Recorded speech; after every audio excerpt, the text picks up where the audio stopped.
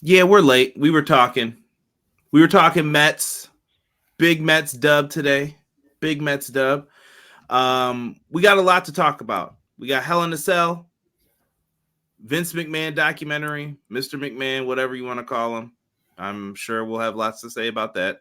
Mm-hmm. And we got some AEW talking points today. They got their big 5-year anniversary, rumor television deal, lots of little things to talk about with AEW as well. And there's going to be controversy, I think, across all the boards for everything we talk about today. So if you're one of those people who don't want to hear it, buckle up or get out.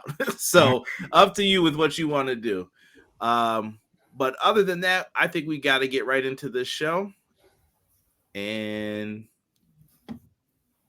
Sean, I'm queuing you up for your line here. I appreciate you, brother. I got it. Listen, man, let's go Mets. I'm fired up. Conrad Jenkins are already sitting pretty, but my Mets just clinched today. I'm fired up. Jey Uso's Intercontinental Champion. I don't know what's going on. This must be my week.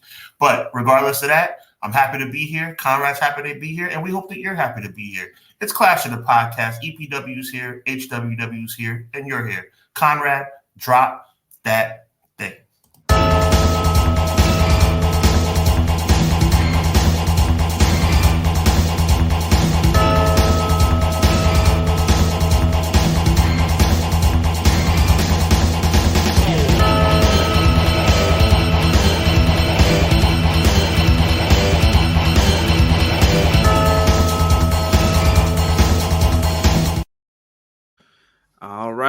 All right. Yes, sir. Lots to get into.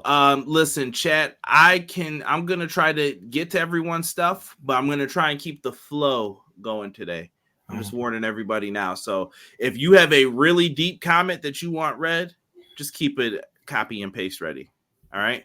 Because I'm going to just try and keep moving with some stuff here.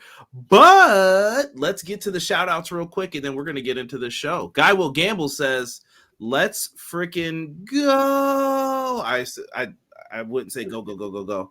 But Mets, what up, Hub? Yo, man, happy to be here, brother. I'm excited. I'm fired up. And Guy Will Gamble says, what's good, everybody? As a poet once said, you are now tuned into blank greatest. Exactly. Let's go. R.I.P. to my man Mutombo. Lost a legend, man, in the NBA world. Thank you, Guy Will Gamble, for putting that up, man. Factuals. Ray Thompson says, happy Monday, guys. Hope everyone had a great weekend. He said he watched the Vince doc. It was good, but not great. Tony Atlas had me rolling. I won't get into Fred. Why was he dressed like Fred Flintstone on this? Tony, get out the gimmick, bro. Get out the gimmick and talk some pro wrestling, bro. What are you doing?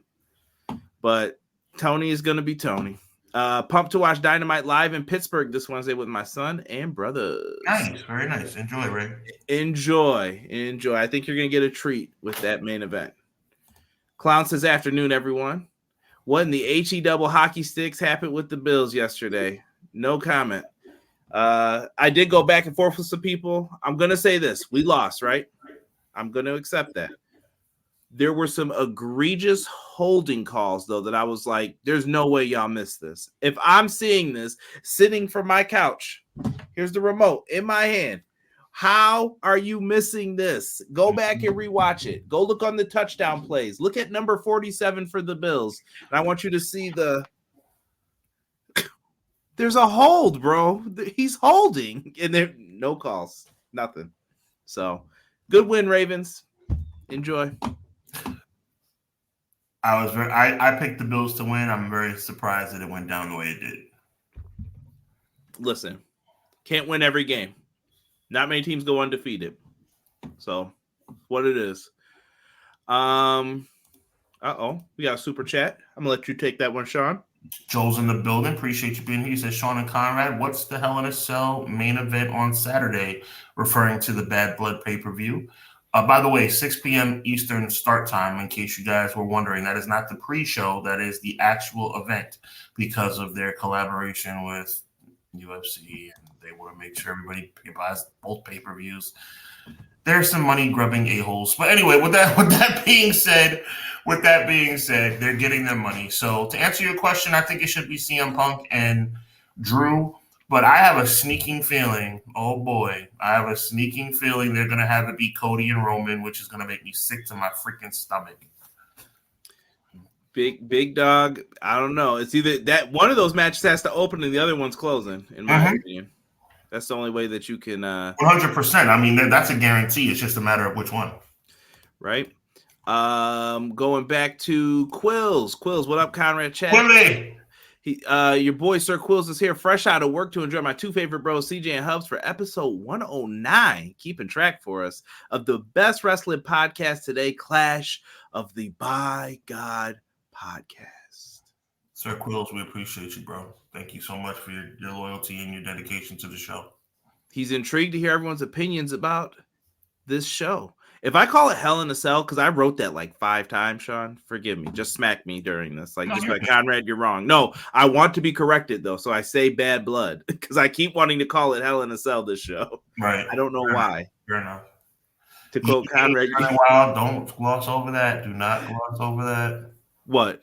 Yeet Mania is running wild. Yes, it is. Mike Feezy. You got a segment coming. I got you. Fair Yeet Mania is gonna be in here. It's good. We're gonna all have to eat them super kicks. Take it easy. We're gonna get to it. Mike from The Rock letting us know. We'll get to it. I promise. Sean's gonna let us know if no one else does. Hey man. I waited a long time for this. I'm gonna let you get your victory lap in. Take it easy, Sean Buck. I got you. You're gonna get to do your run around the ring and tell everybody I was right. Matt Lopez says, hello, good evening. M. Leezy, Fo, Sheezy. Happy Monday. I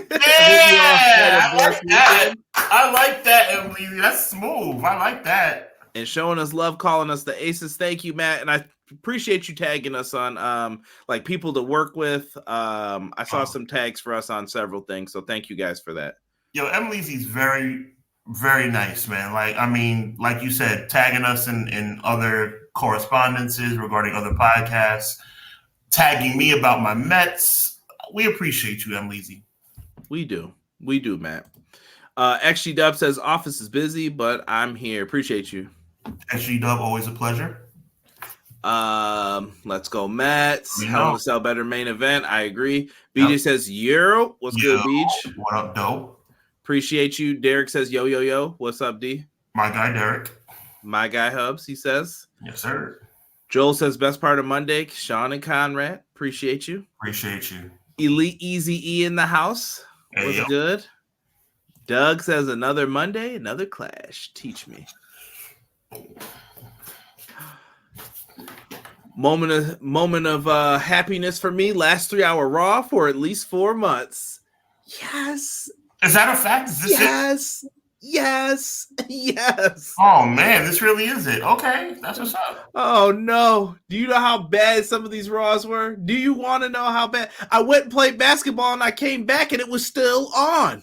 No, how? But if they're going to move to 2 hours, I said this before, 2 hours is fine, but they should be starting at 9 o'clock. But they're not. They're trying to get out of here. Yeah, I feel you. Let me see here. Bad Blood. Whoops. No, you're fine, Joel. I did the same thing. This comment was blocked. Who's Demi, Beach? Let me know. I hope that's not a real thing. Oh, this comment was blocked by Dikembe Mutombo. R.I.P. R.I.P. Yes. No. Yes. No, not today. I remember what happened when he said that to Jordan. Yeah. Renegade L2K, James in the house from the Pro Wrestler Shoot. They've got an interesting chat up for tomorrow, looking at the roster for WWE 2K25. Nice. Make sure you're in the live chat with them. They're going to be competing with some heavy comp. NXT on CW. But you know where I'll be. Lost in the Woods. I'm watching from the UK. It's still too long. Appreciate you, Lost in the Woods. Amazing. Fans from across the pond are very important to this pro wrestling world, and your crowds have been killing it over ours, so I can't even front about that. So thank you so much, man. T-Ferg, you snuck in here. What's good, fellas? R.I.P. to Mutombo. I'm guessing Hunter is back in your good graces, Subs. T-Ferg, I love where you're going with that. Not so fast, my friend, but we'll talk. More on that momentarily. Let's get into some things. We got to chill first here for a second, and then we're going to get into some quick news items. Then I promise you, Bad Blood preview. Let's start with coming up Thursday. We have Hubbonomics, History of Cage Matches. We are going to title this one Rage in the Cage, Clash of the Podcast, joint production on Hubbard Wrestling Weekly, which is going to be popping up into the chat for those who haven't subscribed yet. I don't know what you're doing, but come on over there and check it out. Hubbonomics is obviously the brainchild of myself, Sean Hubbard, but leave it to Conrad to take it to a whole nother creative level. I want to thank him on the air for the Rage in the Cage idea. Unbelievable. Taking this Hubbonomics thing to a whole nother level, and he is gracing his presence on my channel for the first ever appearance by Conrad on a Hubbonomics episode. It really does tie in with the Hell in a Cell that's taking place in Bad Blood, but we're going to take you all the way from Big Blue all the way through Elimination Chamber. It's going to be fun. And thank you again, Conrad. I'm here for the ride, baby. Let's do it. Yo, Quill said European crowds over U.S. crowds all day. I mean, that's not wrong.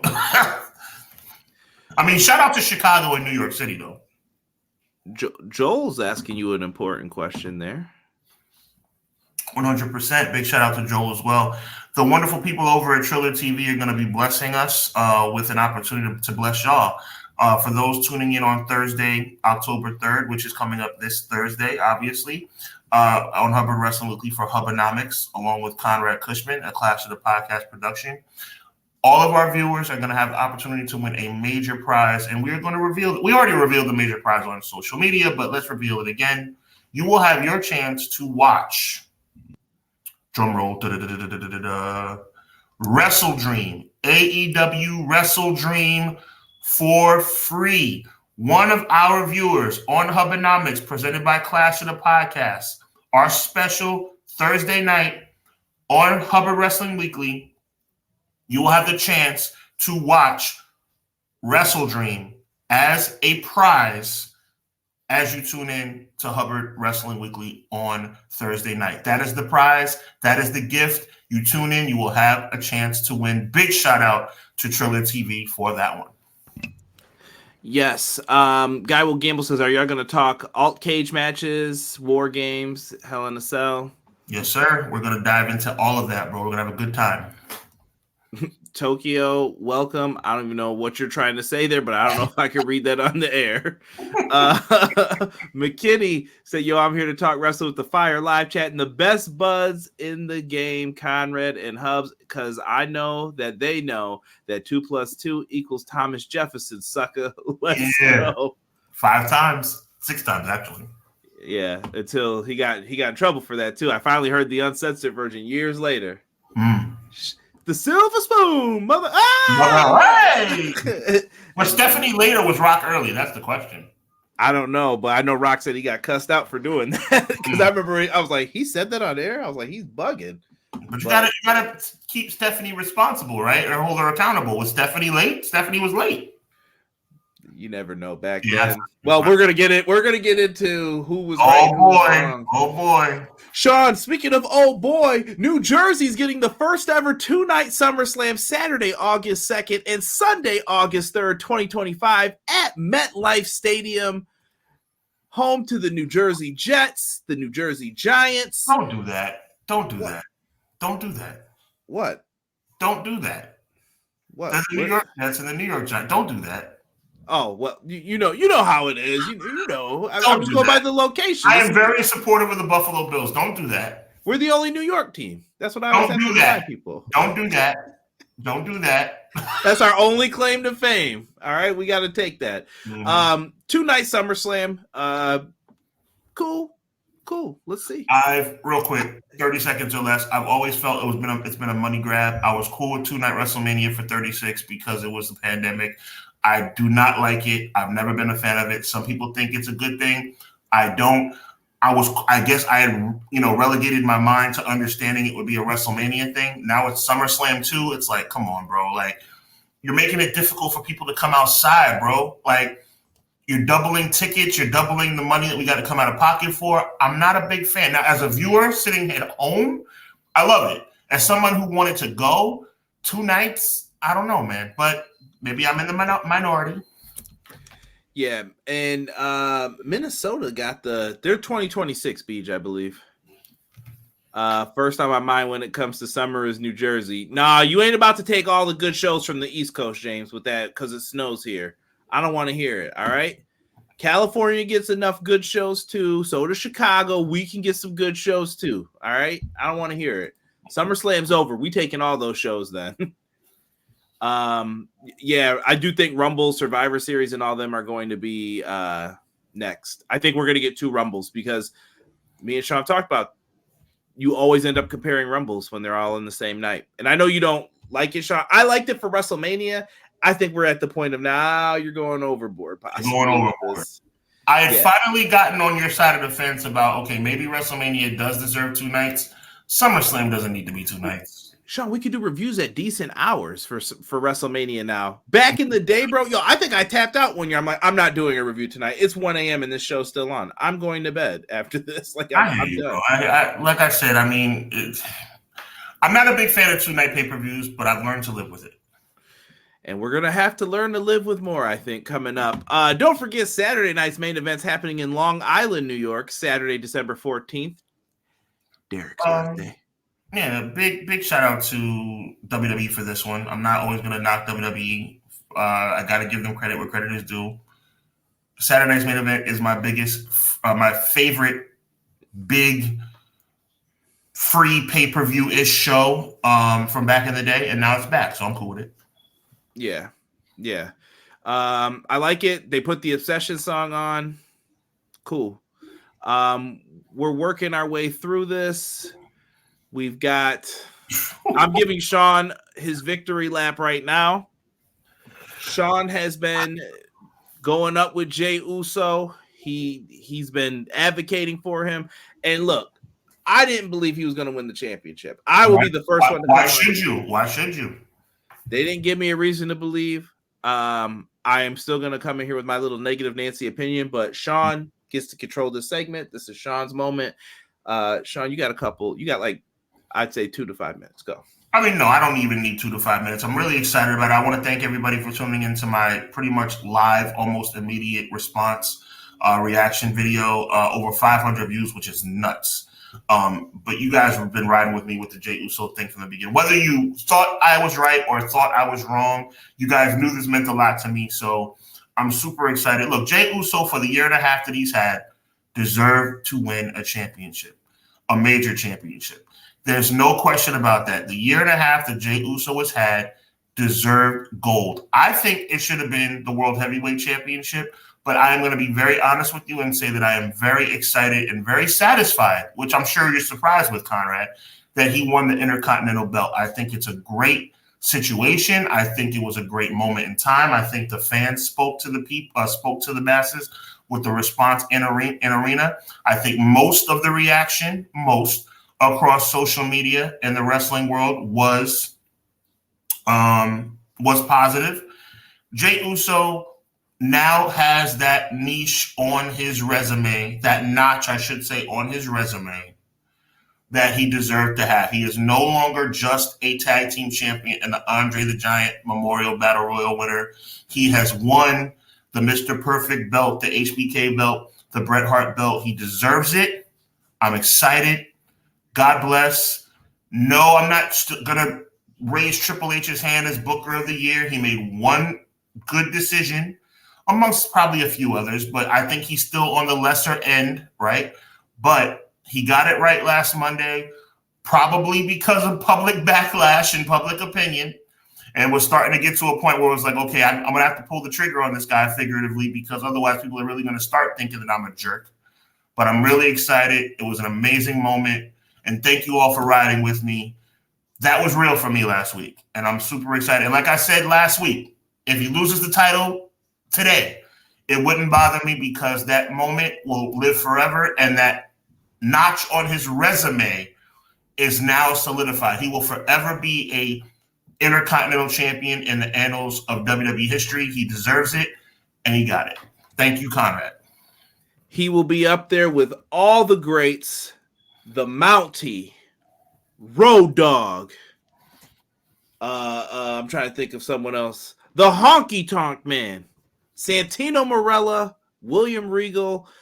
Jey Uso deserves this. I'm kidding, obviously, with some of those names. Some of them. Honky Tonk Man. I hope you weren't making fun of Honky Tonk Man because don't get me started. Honky Tonk Man is a villain to me. I never liked him as a kid. 14 months. Yeah, I know. Guess where he won the title too? And your guess where he beat? Yeah, he won in Buffalo. He beat Ricky the Dragon Steamboat. Are you kidding me? This is not about Honky Tonk Man. Let's not go off on a tangent. Yeah. Go ahead. Say what you got to say. Rain on my parade, tag team partner, my brother. Rain on my parade. No, I just wanted to make sure that the embodiment of hard work is paying off. Main event, Jey Uso is an all-time great in the tag team division. Now has won one of the most historic championships in our business. Congratulations, Jey. Yeet. Hashtag WWE Raw. Hashtag Credit Boys. So, Triple H getting the picture in there with Jey. He does it with everybody. He also puts his name in the credits. That's what makes it corny. I think Triple H is such a loser for that. Don't forget the credits at the end of SmackDown and Raw now, too. Yeah. Let's call a spade, right? Triple H stood in Jey Uso's way for a year. A year. If I were Jey Uso, I wouldn't want to take a picture with this guy. I wouldn't want to shake this guy's hand. I wouldn't want to talk to him, but I guess it is what it is, okay? So don't get me started on that. Yeah, Lost in the Woods agrees. He lost 6 matches. Jey deserved the title. Quill says, congrats to Jey Uso becoming the new Intercontinental Champion. Finally, Triple H smartened up and gave Jey Uso and the fans what was long overdue. Yes, sir. I hope y'all are about to talk about that $50,000 seat at WrestleMania. Yeah, I forgot to even put those in there. But yeah, $50,000 seats. You get a bunch of other stuff with it. But yeah, that's kind of crazy. I'd rather be in the crowd when Jey Uso's running through than to pay for that much money. But listen, I am interested, though, in getting your real synopsis on how you feel about Jey Uso winning the belt. I am not upset with Jey Uso winning the championship. Because you said you did say you had some rain. Somewhat? Some rain for the break. Yeah, a little bit. Mm-hmm. I think Braun Breaker's getting the title back sooner than later. Okay. But that doesn't bother me one bit. Well, here's the thing. When you're in this era now of long-term storytelling, blah, blah, blah, this is why we did this. This is why we're having the championship. You would think you have a plan for Jey Uso, and maybe they do. Maybe they do. But I couldn't see the point. I know some people who weren't the biggest Jey Uso fans who are Braun Breaker fans. They were mad. That now they're turning on Triple H. Like they were like, "Yo, bro." I said that a lot of people were happy. I didn't say everybody was. Oh no, but the Braun Breaker fans came out like, "What? You buried him?" First off, exaggeration number one about him being buried. He'll be fine. He's gonna get the belt back. I think they're just testing him to see if he'll play ball with some of this stuff too. Like that's it. They do that in the WWE. Before you get to the main event, you will be tested. Like, put this person over. Okay. Like that's what they want you to say. Some people will say, I don't know, brother. I don't think I could do that tonight, brother. How about we run it back next week and we could try again with Brooklyn Brawler, you know? But I just think it's gonna be a quick turnaround reign for Jey. But you've never said, and I'm gonna back Sean up on this, he never said it had to be the world title. He just wanted Jey to have some type of vindication for his singles run, and he's got that. Very happy. Very happy. He can lose it tonight for all I care. I'm just happy that he got his moment in the sun. Yes. And BJ, those $50,000 seats are ridiculous. That's all I could say about that. Derek bringing up Chris Christopherson as well. I forgot. Yes, passed away. The Whistler. R.I.P. We lost a lot of people. Here Quills comes. It's a lot. Yeah. Yeah. Just over the last few days, just every day, I feel like I've seen somebody from my childhood. Quills comes in. I'm the Mountie. I'm the Mountie. I'm handsome. I'm brave. I'm strong. Oh, I'm they the wild it out. Mountie, 'cause I enforce the law. I know all those songs, bro. Bret Hart had a fever of 99.4 tonight, and he came into this ring. I just remember that as a kid. Like, why did you wrestle with a fever that high? Yep. I was like, his nose had to be running in the match. McKinney says, I got my blue suede shoes and my hair slicked back. Come on with the honky talk, man. I got you, Conrad. I got you. I got to hook it up from McKinney. I got you. I got long sideburns. I got my hair slicked back. I'm coming to your town in my pink Cadillac. I'm just a honky talk man. 14. He's the honky talk man. There you go. 14 months, bro. Now listen.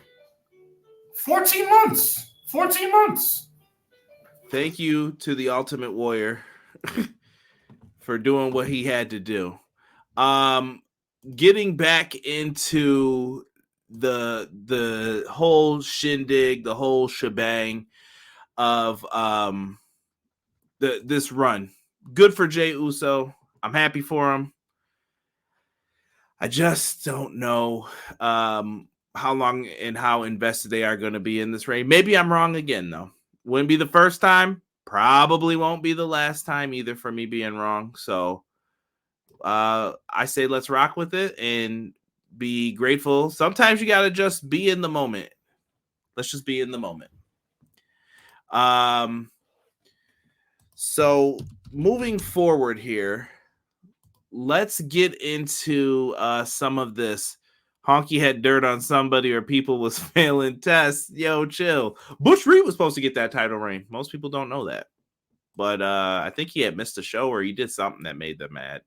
Who knows when it comes to that. Getting back into the news here. We saw this symbol pop up last week on Monday Night Raw. Who could it be? Who could it be? We're going to talk about the people some people thought it was in a little bit here. It's going to be one of our controversial segments if you're an AEW fan. But this symbol, I believe, is for the War Raiders. I think they're going to be making their long-awaited return. Ivar went out a while. Can we call them Hanson and Rowe again, too? Please, like, for the love of pro wrestling. What? The Viking Experience. Awful name. Just trash dookie, as we say on the show. Like, who thought of that? I flipped out that night. I'm sure you guys could look it up on X or Twitter or whatever it may be. Not the biggest fan of changing their name and doing that with them. Now, Ivar went on to have a nice singles career. Eric's been the one who's been out with an injury. It looks like they're going to put them back together, put some focus on them. Okay, cool. Not too bad. Something that I'd like to see, but got to make sure that we get it back in for the War Raiders. And I hope that's the name that they're going back with. I think they became the Viking Raiders possibly before then. I don't remember, man, but just there was a lot there with all of that, you know, Sean? Absolutely. No question. So yeah, you thought this was them, right? This I did. Symbol. I really did. Okay. That was right. my thought the whole time. All right. I know we'll get into who's the other one. In minor news here, NXT debuts on the CW tomorrow, and it will be TV 14, according to them. Time to get raunchy, time to get cool. I don't really expect anything different to happen on this show. That's just me talking. Maybe they will. I don't know. I mean, look, they're going to make it at least kind of jazzy because it's the CW. I mean, the TV 14 rating does raise a couple eyebrows. There's no question about that. It does take it up a notch. That gives me Attitude Era vibes, but, you know, sure it won't be that serious. Also, make sure you watch any NWA wrestling because it's going to be off. I believe the date that they get booted off is tomorrow. Interesting. Leave the memories alone. Wow. Wild. Walk away. By the way, watch out for that Santino Marella trademark as well that I saw people are having issues with. Partnership. McKinney says, I'd love to see the WWE TV title. That would give guys something to fight over. Maybe. WWE's never done that, really. But I can see Triple H thinking of it. He loves NWA wrestling. We got War Raiders, Eric and Ivar. War Raiders who? Hopefully Jay will not be treated as a transitional champion, but I don't have my hopes up high with who's running the show. Agreed. Totally. Hanson and Rowe, yes, I love him. I'll give him the credit, but his run better not be trash dookie like Cody's. Derek says, y'all leave Jay alone. The Viking experience was a blatant example of blatant examples of creative incompetence. My favorite surprised a Bad Blood preview. We're about to get into it right now. Yes, indeed. What should we start with? You know what? Let's start with, I'm going to go with Damian Priest and Finn Balor. Getting into this, sponsored by Morgan & Morgan and Wendy's. Sean, what's your go-to order from Wendy's? I gotta go spicy chicken. I gotta go spicy chicken sandwich with fries and now the big spicy chicken. We talking like the No, I'm not gonna lie. You're probably gonna be disappointed. I go spicy chicken plain, just the regular spicy chicken plain. I don't want anything on it, and I get fries. That's my thing. I know, very simple, very simple. No lettuce. No, I see nothing on it. I mean, no jazzy stuff. Like I don't need the Oswego or whatever that crap is. It's lettuce, yes, lettuce, and whatever, but just regular spicy chicken. My heart was beating like, dude. I thought you were coming in like animal style. I just want the 2 pieces of bread and the chicken. That's no. So more care went into what I thought of Wendy's and how I'm feeling for this match. I don't know. This doesn't have the oomph behind it for me. I don't know if it's just because the other Judgment Day feud's more interesting to me. Mm-hmm. I don't know. Do you feel the oomph behind this? Like, I don't know. I do actually. I hope they don't blow it, but I think right now they're at a fever pitch where this match means something. Is this where we get the blow off? I mean, I would think so. I mean, unless you're planning on having a Judgment Day War Game situation pop up, but I thought that was relegated for the Bloodline. I mean, rumor wise. Yo, listen. Can I say something controversial about that for a quick second? I'm going to tell y'all now. I don't think we're getting the Bloodline Civil War this year. Well, I mean, it definitely seems like, that was me throwing that out there, but I do believe there's a reason to think it may not happen considering how things have played out lately. It has not played out into their favor, and yeah, I'll save that for another time, but that's just how I'm feeling. Mm-hmm. I just don't know. I don't know. Prediction on this, though. Priest, Balor, who you taking? I actually think Damian Priest is going to win. I think he deserves that big win on pay-per-view. I know that they just won the tag match at Berlin, but I want to see Damian Priest continue to use that momentum that he's got. Since he's lost the world championship, he's actually remained hot, which is a good thing for him. That usually happens where you lose the title and you fall off a little bit. He has not. This Terra Twins thing is working for him, but I think he needs a victory at Bad Blood to help solidify that. I could go either way on this one. You know what? I'm going to rock with you. I'm going to say Priest wins and they find a way to continue it on Raw or something to keep this feud going. Right. Just so that it keeps Priest strong. And Matt is coming in based on our NWA subject a minute ago and said that they're going to be streaming on NWA Power the next 5 weeks on Twitter, or I believe it's on their YouTube channel as well, but he'll make an announcement on the TV. That sucks for Billy Corgan and them. NXT will show more buns and an occasional S word. Terrible. Hassan's taking Finn Balor for the dub. Not bad. I'm not mad at it. Right. You could do it. Joe Compton, I see you in the chat. What's good, Joe? Appreciate you. Joe. Let's see here. Moving into, let's do this match next. We're getting a rematch here with Nia Jax and Bayley. There's some outside factors with Naomi, Tiffany Stratton. Lots of stuff looming into this. What do you think, Sean, of this feud, how they got to this? I could have swore this was going to be like a triple threat. Well, look, I don't like how they're doing the situation as it relates to Naomi. I actually have a feeling that it's going to be a situation where she ends up turning heel. I actually see that on the horizon, her turning heel. But for the sake of this conversation and for the sake of this match, I think that Bayley is going to lose. I don't see Nia losing the match. I'm so not a fan of Nia Jax. I'm really not. I don't see it. I think she's corny, bro. I think she's corny. Yes, she's gotten better as far as her in-ring. Well, let's put it like this. She's not crippling people anymore. Go, awesome. Good, great job. You're not crippling people anymore. Good for you. But as far as her character development, I think she's just a big bully. And it's not like a cool bully. It's like she's a big, annoying bully. And I don't mean big to be like size-wise. I'm talking about like big in personality, like a big, like loud bully. And I think she's corny. I don't like it. I think it's weak. I think her mocking Naomi's dance moves is weak and corny. I see her jumping up on the ropes and humping the ropes on house shows. I don't know what's going on. Like, just stop. Either you're the Eradicator or you're a buffoon. Pick one. I'm not exactly sure what they're trying to communicate with this. I did notice on SmackDown they had a segment with Tiffany Stratton and Nia Jax, and I'm not going to lie.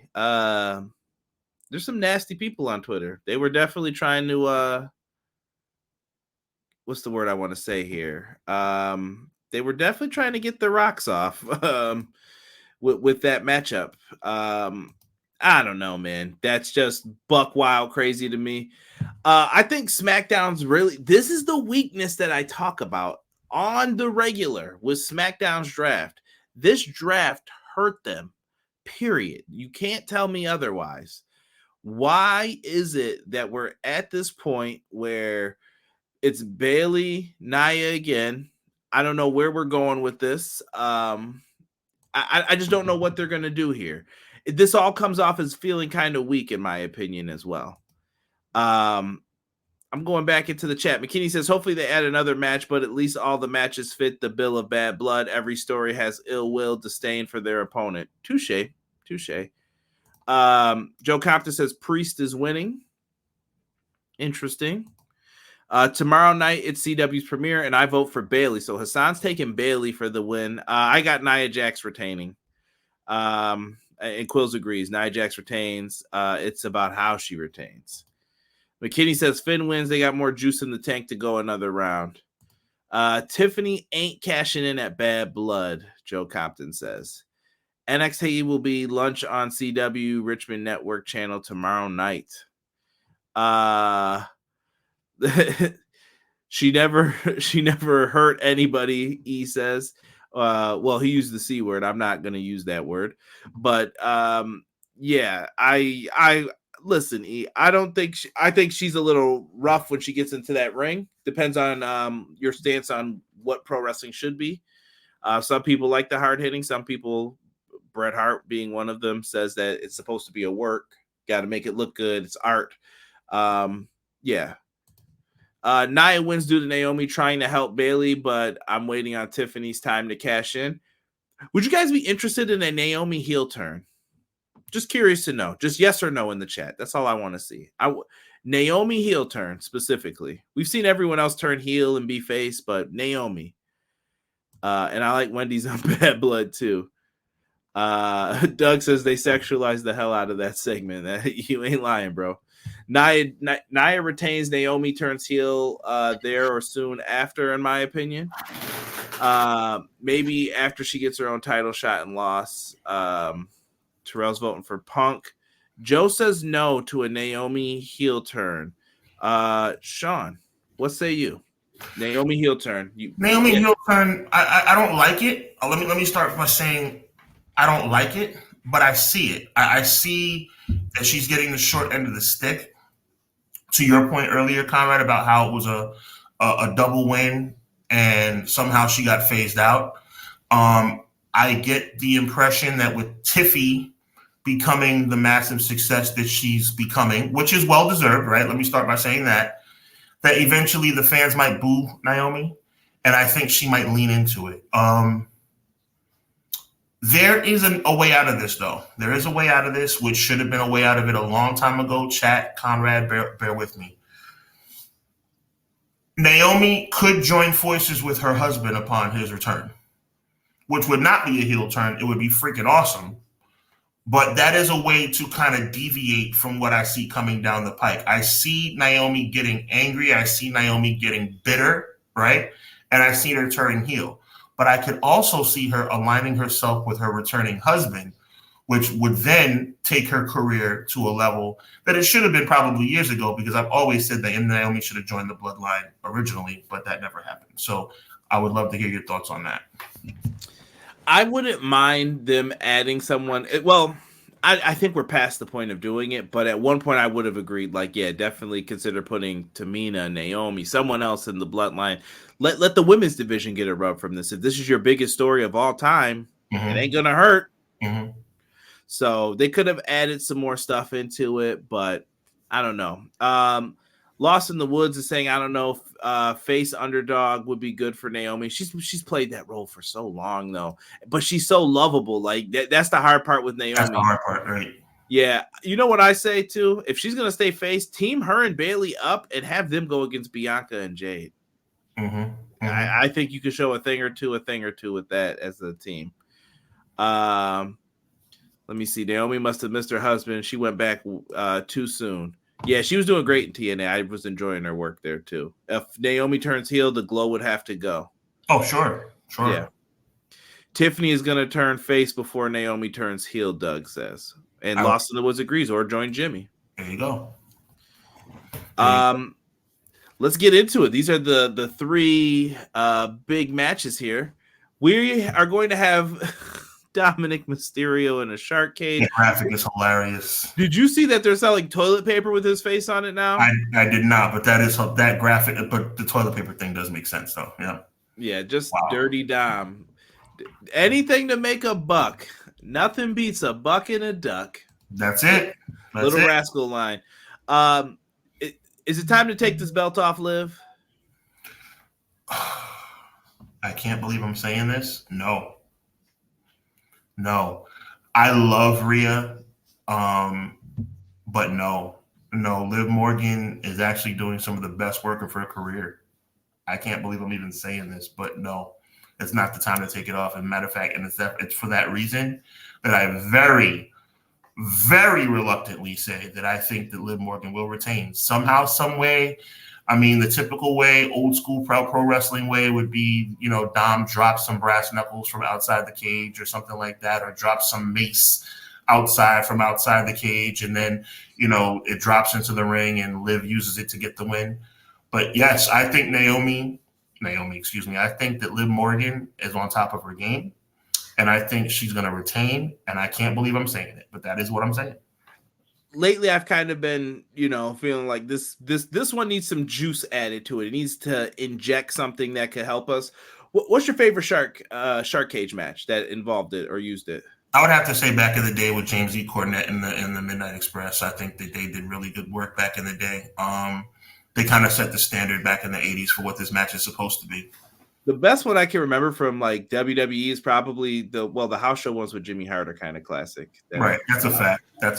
But I also love the one on Raw with Jerry the King Lawler. I think it was Brett and Isaac Yankem, and Lawler had to be in the shark cage.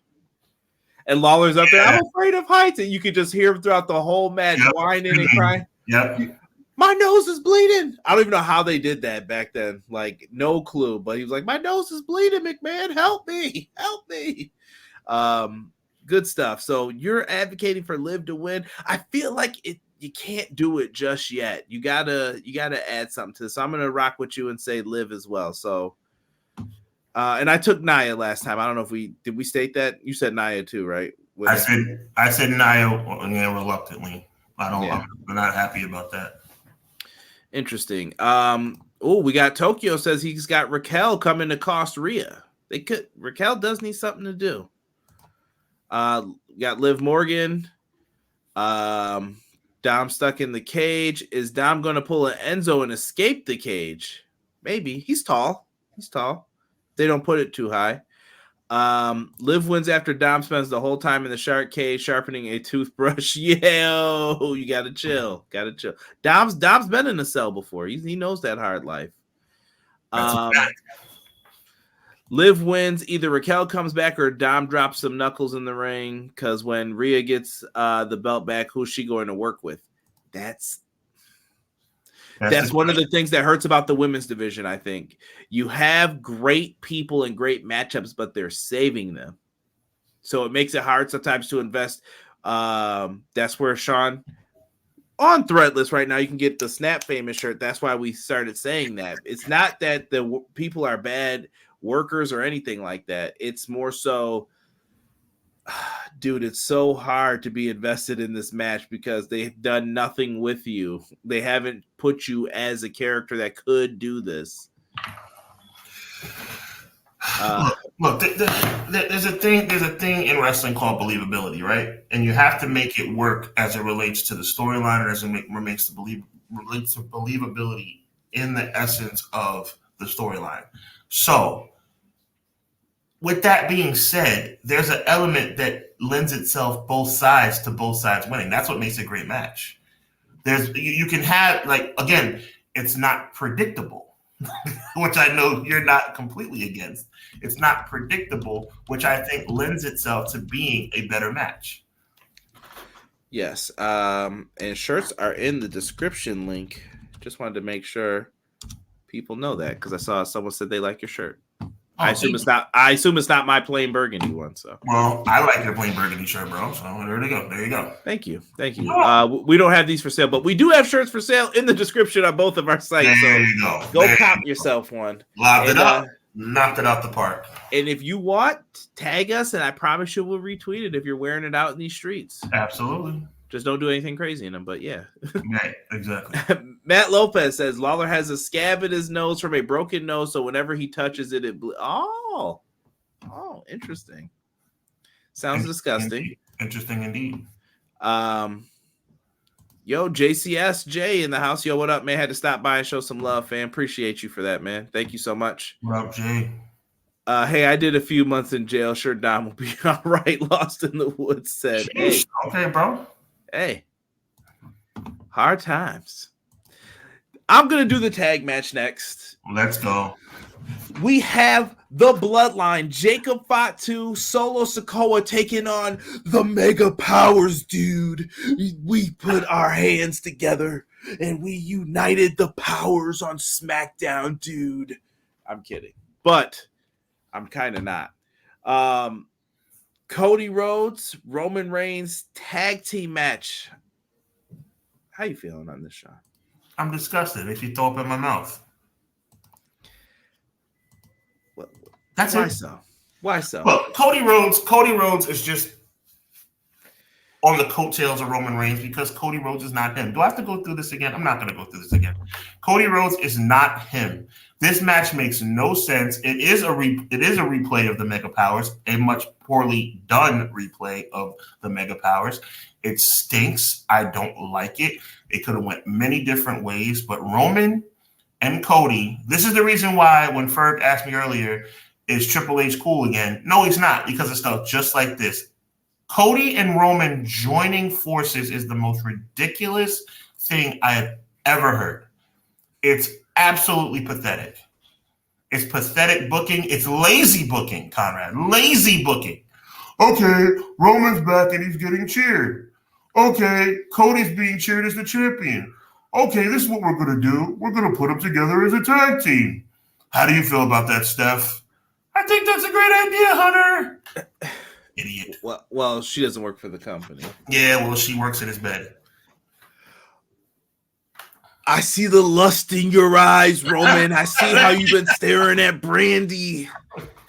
All right, dude. And I'm not being funny, too. Pillow talk is a real thing. Like I said, if you think that she's not involved, if you think that Gomez is not involved, you're fooling yourself. Come and talk to me. This tag match better not main unless something big is planned. I mean, like Cody turns heel. Woo! They are. Well, that I would love, but that sounds like a good idea. You know what that means? One of our first classic phrases from Sean. Why have Roman come back to lose? That doesn't work for me, brother. Yeah. Do you guys like video games and movies? Absolutely. Of course. We reference them very often on here, Hassan. I almost went into never mind. I don't want to get Sean started. I'm going to be quiet because I know we'll start doing it for the rest of the show. If it's a replay of the Mega Powers, and we'll never stop. Who's Elizabeth right now? Kevin Owens. I mean, like, I don't. I'm just saying they just switched it up a little bit. Pro Wrestling. Let's go Seahawks. I hope they fare better than my team did this week. I'm going for Jacob Penn and Cody. That they got themselves in quite the we'll say pickle here. You can't beat Solo again. And expect me to take him serious. You can't beat Jacob. You can't pin Cody because he's the champ, and you can't pin Roman because he just came back. This is going to be a tough one to book.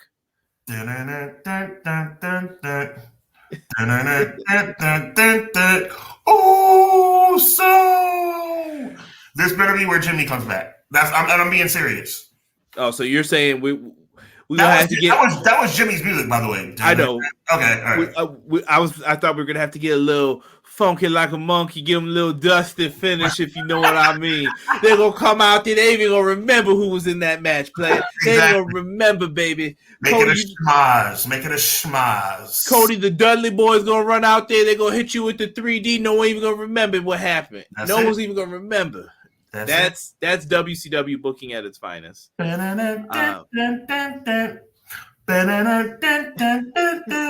From San Francisco, California, it's time for the Intercontinental Champion's brother to return. Yeah, Quills doesn't have a clear prediction. He says it could go either way. Yeah, I'm going with I want to pick Schmaz. Let's just say we have to pick. Give me Cody Roman. Can't. I mean, by default, I guess it would be Cody. I'm picking just out of political power. Okay. By default, Cody Roman, but I'm hoping Jimmy Uso makes his return and makes this at least somewhat interesting. Now, and I'm hoping Kevin Owens turns heel and beats the crap out of Cody Rhodes. He would deserve it. He would. Cody Rhodes is the biggest sellout ever. This is kayfabe. I'm joking now.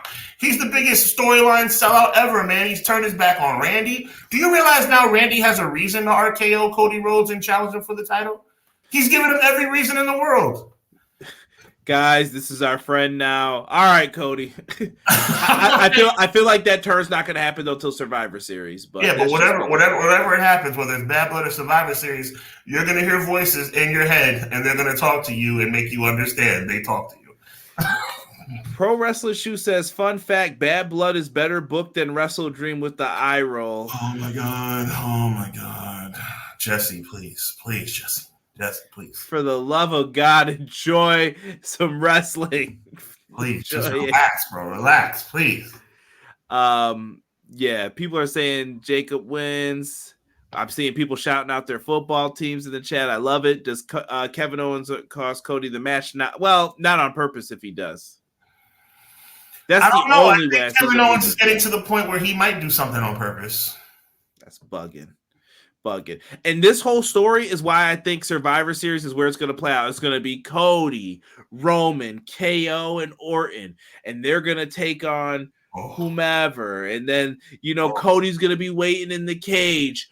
Punt kick. They left Roman all alone. How could they? They're walking away. And then someone's just going to have to get in there and give him that horseman treatment, baby. Here we go. But then all of a sudden, when Roman's left alone 4-on-1, down six. Oh, so they want it. You get down six. You're hitting the nail right on the head, Conrad. That right there is why you're the best in the business. That's exactly what's going to happen. Just saying. Just throwing it out there. Let's get back into this. What I think should be the main event. Just because of the stipulation, we want to make this stipulation mean something again. And I think that's what the world thinks should be the main event, other than Paul Levesque. Now, look at this. CM Punk, Drew McIntyre. This has been a blood feud. I don't know how these two are going to be on the same brand. I really feel like this should have been one of those like loser leaves the brand and you're out of here. Drew and CM Punk, they've crushed this feud.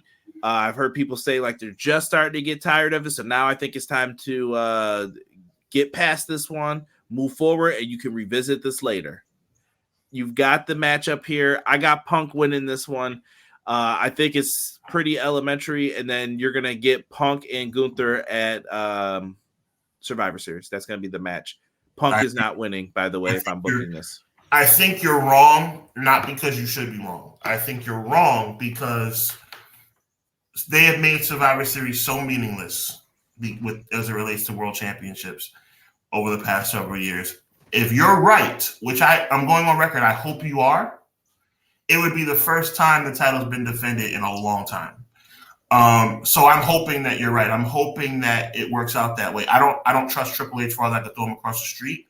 So I think it's going to be another, 2 Hell in a Cells with 3 crappy matches in the middle. But I hope you're right, because Gunther versus CM Punk is worth the price of admission, in my opinion. So. Yeah, and I think it's the 1-year anniversary of Punk returning, and yeah, he's going to be eating them chops that, that's all you're going to hear at the end of that night. Oh, Punk's my guy, but this is not sounding too good for him. A quick programming note, Conrad, for all the baseball fans.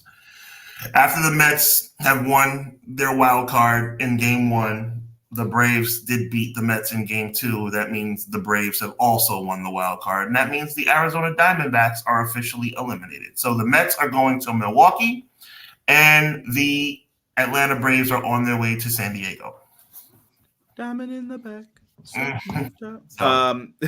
Pro Wrestling Shoe said, "Isn't this the main event?" There has been debate over the Cody Roman match, Dave, being the main event over this. I'm not really gonna be upset. Whatever main events I think needs to be the bigger thing, but if there's nothing super duper crazy planned for the other match, I say just let the Hell in the Cell main event. That's just me talking, though. Mm-hmm. Yeah. Okay, all right. I know you're gonna be mad at me. Just I need you to show me some grace on this one, okay? Now, this is wrestling storyline stuff playing out in real life. Now, I want you to indulge me in this conspiracy theory. You ready? I'm watching the Mets and the Braves right now as the Braves now do their celebration about 4 hours after the Mets did theirs. And I see the Mets and the Braves going like this to each other. As in, congratulations to you guys and congratulations to you.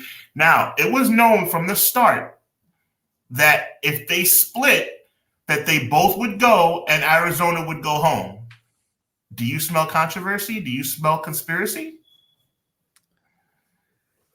I would never justify such a thing in sports. I'm just saying, that's a wrestling storyline right there. The two managers meet in the basement of Atlanta Stadium. Hey, listen, you need to win, and we need to win. We both win, we both go. Make it look real. Wrestling fans are the worst people to do this stuff with. Let's move on, bro. Right? Yes, I love it. Hell in a Cell needs the main event. I agree, Jesse. I agree, man. I'm not here to argue with anybody or say anything that you guys don't already know. Right. Yeah, I'm with that. Controversial time. If you got kids and stuff, you may not want them to hear this. Not that we're going to say anything bad, but the topics could get a little. I'm so glad I got in my New York Mets and Jey Uso talk, because now it's about to get really real. Netflix, me and Sean binge watched this. I finished it last week right before Dynamite. Like, I was watching up until like minutes before it started, and I just finished this on my phone. So Bill Simmons, Chris Smith produced this on Netflix. Came out September 25th. What do you want to talk about with this, Sean? Overall thoughts? I mean, how do you want to get into this? Yeah, I'm glad we got the Mets and Jey Uso out the way. This is very serious, and we're gonna obviously take this very serious. Hold on, I have to laugh at Rob. I'm not laughing at you, but Rob put something in the chat that I'm like, why did you write that at this moment? Go. Well, but look, Vince McMahon is one of the most influential and important people in the history of professional wrestling. Okay, nobody could ever take away his contributions to the industry. The documentary did not really tell us anything much more than what we already knew. Hardcore fans, I'll say no. All right, fair enough. The problem is the things that have happened allegedly behind the scenes, let's use the words that were used, the alleged rape, the alleged sexual abuse, etc. Obviously, it tarnishes the man's image.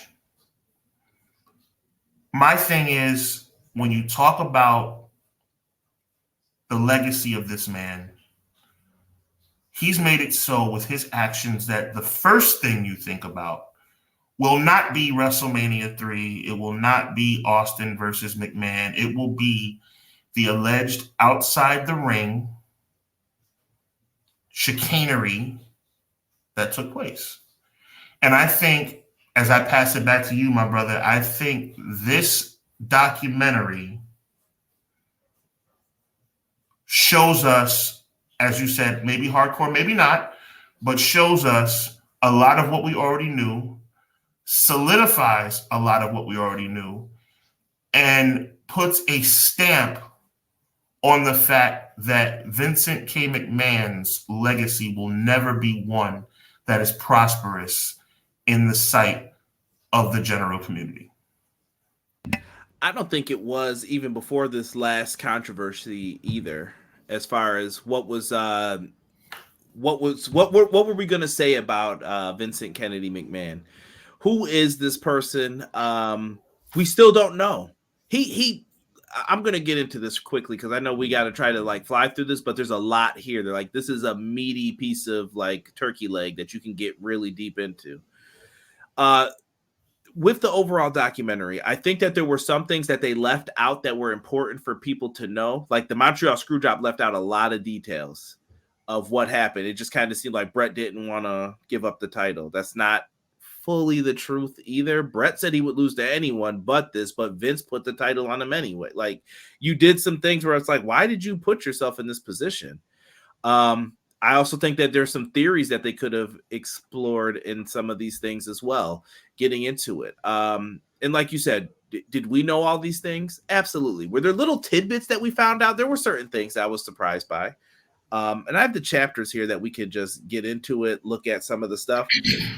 For those who don't know, Junior goes into the whole history of Vince McMahon. I'm going to keep pulling this up just to remind me and Sean of where we're at. But in the Junior, like, you found out how Vince got the company. Vince didn't know who his father was till he was 12. Like, there's just a lot of broken family history that came from that.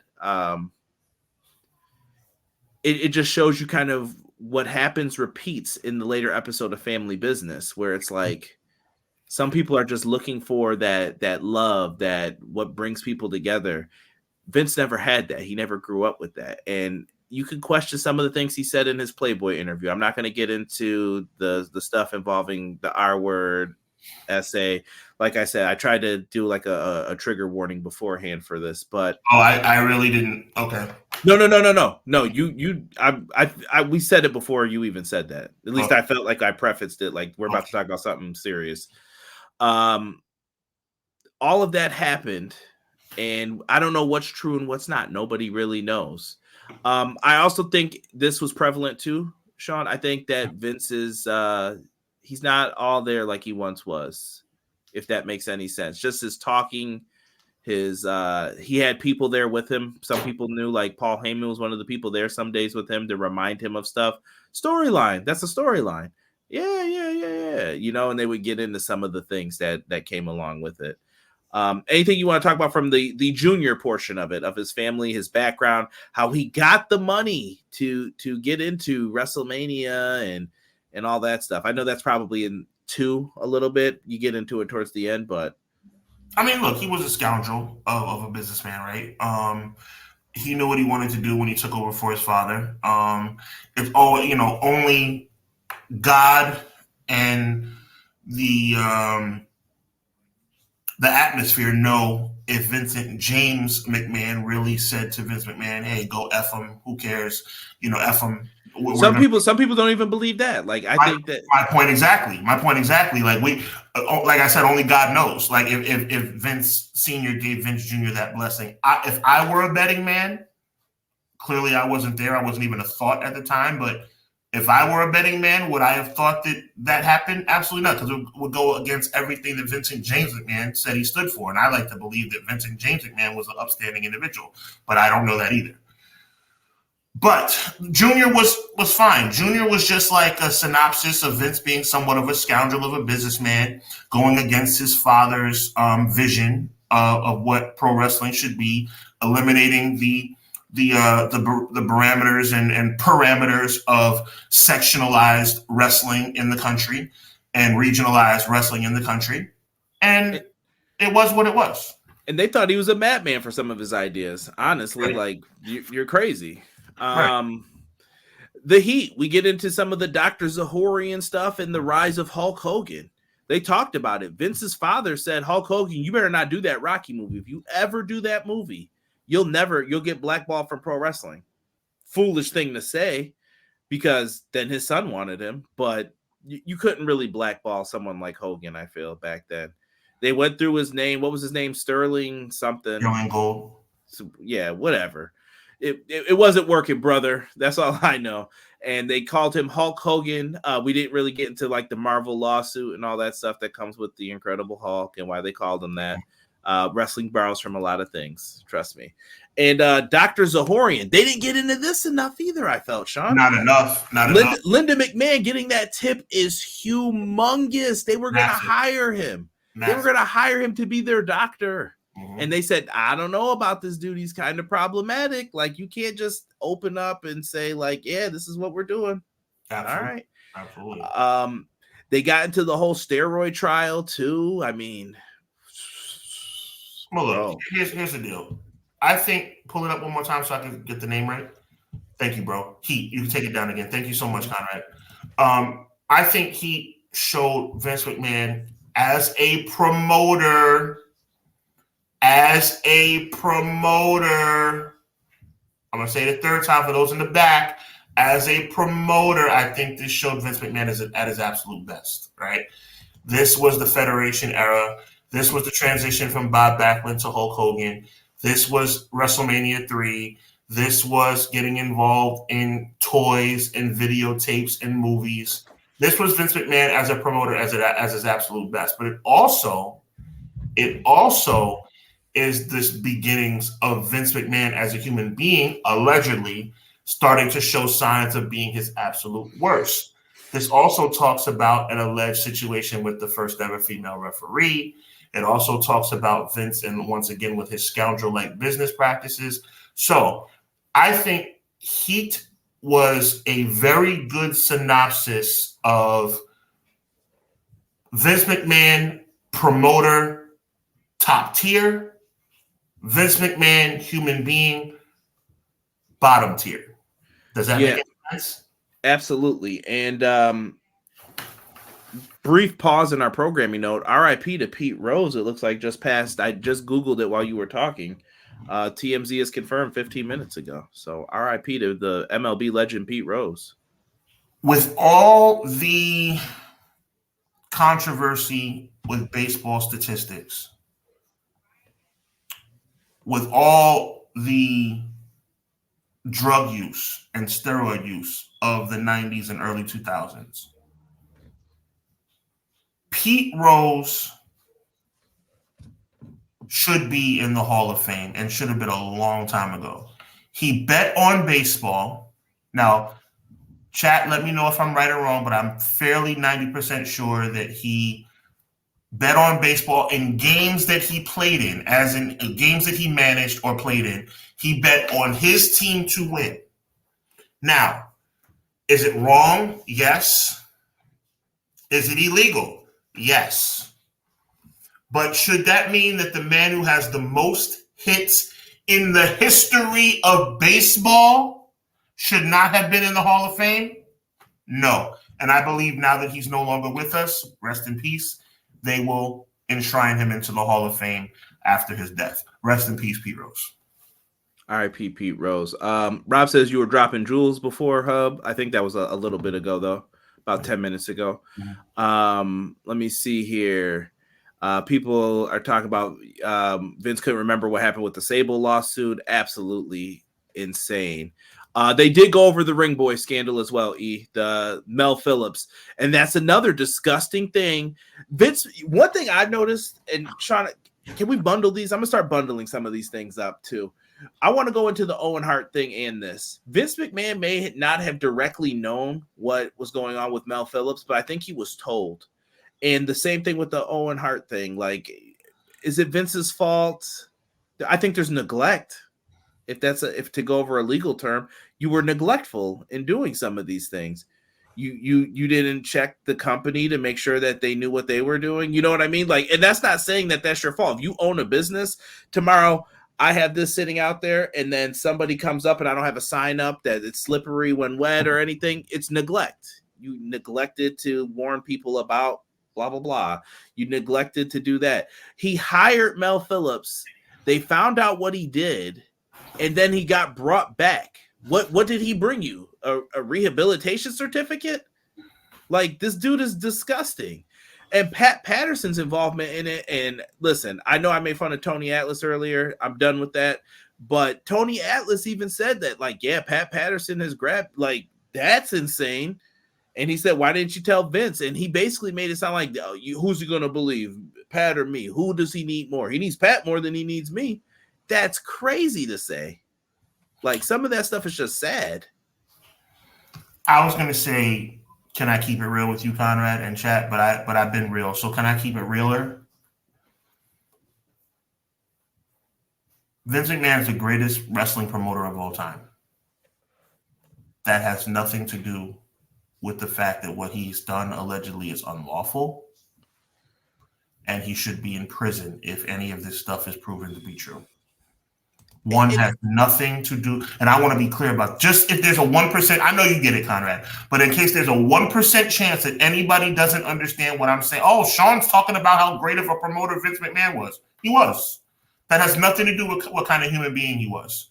If these things are proven to be true, because none of us were there, right? So if these alleged acts were proved to be true, he belongs to be in jail, 100% unequivocally.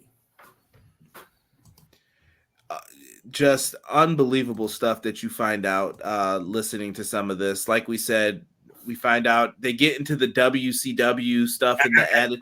I'm sorry, Conrad, and I just want to touch, because it's near and dear to my heart. I apologize, Conrad. And the Owen Hart thing is heartbreaking. Absolutely heartbreaking. It rips my heart out every time I think about May of 1999. It breaks my heart.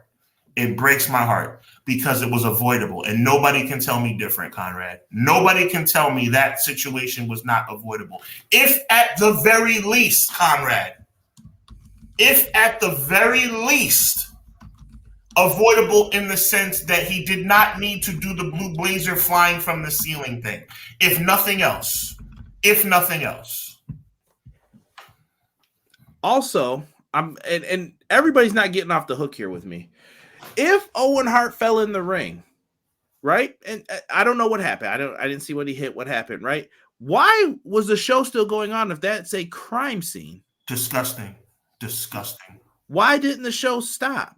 Disgusting. 100%. That should have stopped. And listen, I know what Vince said. What if that was Shane up there? I think Brett said that, and then Vince kind of retorted back to it, and it was like, oh, well, if it was Shane, I would want the show to continue to go on.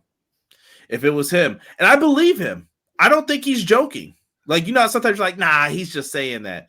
I don't think he's joking. I think he would really let the show go on. Like, oh, there's money to be made. Nothing else here. Let's go. And I think that's what's made him so successful, but I also think that's his Achilles heel. He's not a human, Sean. He has no, like, normal emotions to things that we talk about. I want to make it clear to our viewers who are watching us on YouTube, I'm not falling asleep. I'm closing my eyes in meditation of the madness that I'm feeling right now as I relive this stuff in my mind. What Conrad said is 100% fact. It was a crime scene. I believe wholeheartedly, I wasn't there, but I believe wholeheartedly that they knew Owen Hart had passed away by the time he got back to the backstage area, Conrad.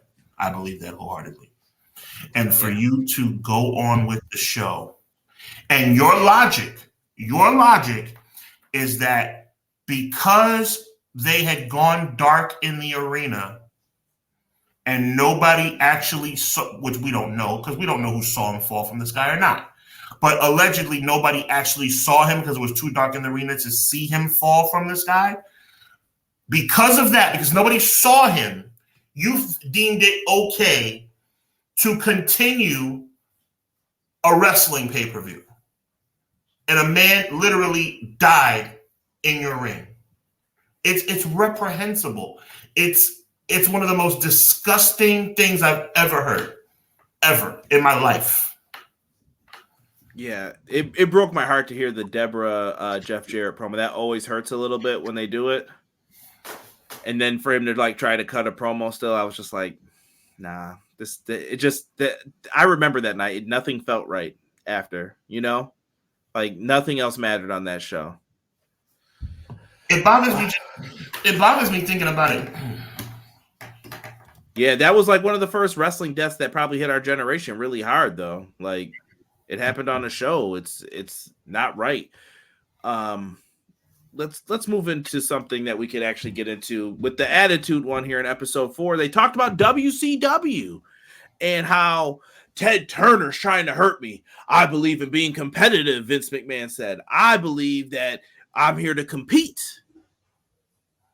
Going back to what he said in the original beginning of the episode, how he bought up all the territories. Well, weren't you trying to hurt the other territories by taking their wrestlers and calling up Jim Crockett? I wish they would have got more into this because every week me and Sean talk about this. We try to educate y'all. Like, I know sometimes you're like, yo, Conrad's so annoying bringing this point up again. I'm trying to teach you so you compete game when they're running game.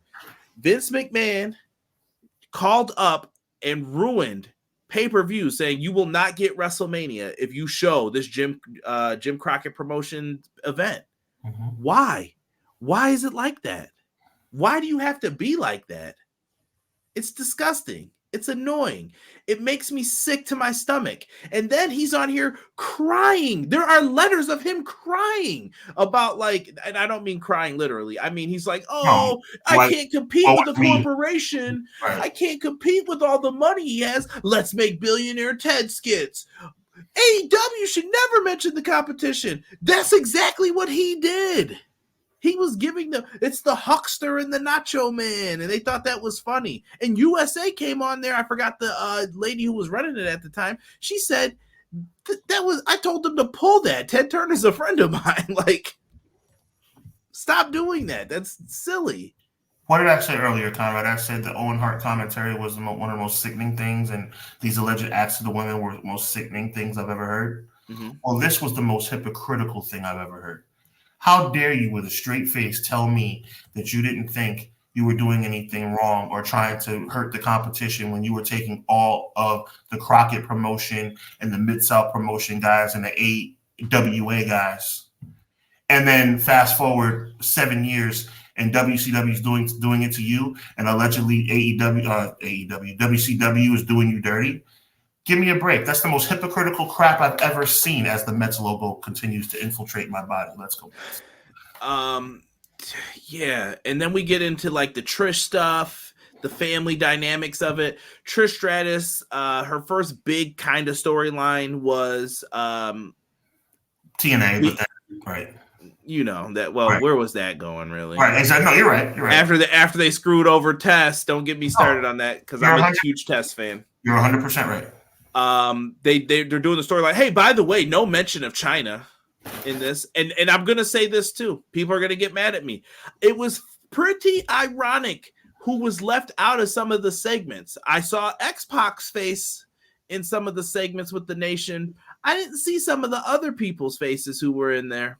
I'm going to leave that for you to figure out who. And I'm surprised China wasn't mentioned. What happened to China? They just had Rock say something reprehensible about her. Funny that Rock was in there for a line that most people probably don't think about when it comes to Raw too often. But we left out the one segment where the guy was the crack. And he came out there trying to be funny. Just saying, who's worse? The people that watched it or the people that did it? Seriously, Hunter? You are. You're worse. Anyway, I'm gonna fast forward into the Shane stuff here. Shane McMahon. Matt has something up. You got to feel bad for Shane. He did everything to prove himself to his dad that he could run the business. Shane makes an appearance. When did he become a prevalent figure, Sean? 98? I know he was there before as a ref and stuff. But Shane McMahon's big break was the special referee situation with Rock, Mark Henry, which led to Survivor Series 98. Yes, and they went into like the dynamics of the relationship. Shane was trying to learn the business. He wanted to run it. He did anything he could to impress his father. Similar, it's eerie to think about this, similar to Vince wanting that love from his father. Shane never really could get it, it felt like. And they said, who was it? Paul Heyman said they got into an argument. This was something I learned. They were sitting there and Shane had this idea and he was really like, we should do this. We got to do this. And Vince said, no, we're not doing it. And then he said, you know what? You want to do that idea so bad? He pulls out like a steak knife and he was like, if you want to do it so bad, do it. Stick the knife right here. Do it.